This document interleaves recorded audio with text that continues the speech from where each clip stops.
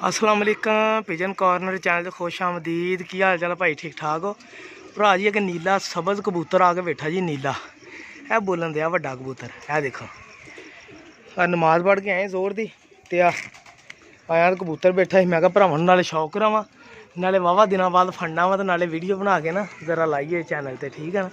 तुहानूं पता लगे सर्दियों भी कबूतर आके बह बू जाता होंदा, ठीक है। मेरा चैनल सबसक्राइब करो तो घंटी का बटन दबाओ, ठीक है। मेहरबानी। मैं फड़दा देखना फड़ होंदा कि नहीं फड़ होंदा।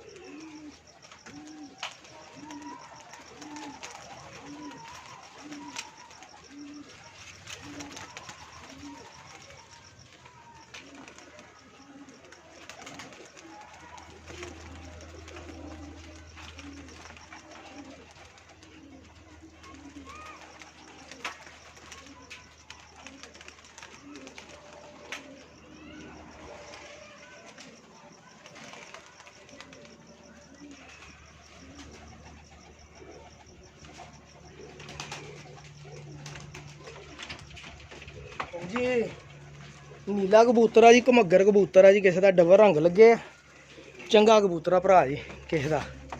टैलीफोन नंबर वाली कड़ी भी पई है, ਤੇ 2 ਕਬੂਤਰ ਸੀ, ਇੱਕ ਨਹੀਂ ਸੀ, 2 ਫੜੇ ਗਏ ਆ ਜਨਾਬ।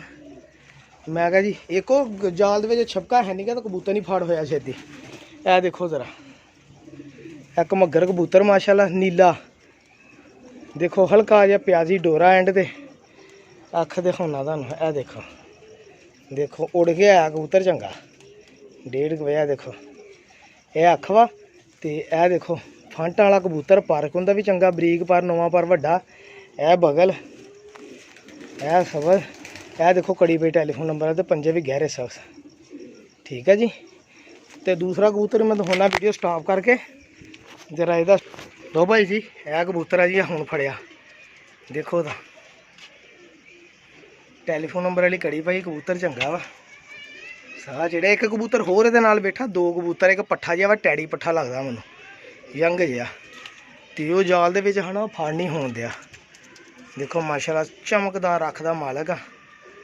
ਮੈਂ ਕਿਹਾ ਦੋਸਤਾਂ ਨੂੰ ਸ਼ੌਕ ਕਰਾਈਏ, ਨਾਲੇ ਕਿੰਨੇ ਦਿਨਾਂ ਬਾਅਦ ਕਬੂਤਰ ਫੜਿਆ ਵੀ ਦੱਸੀਏ।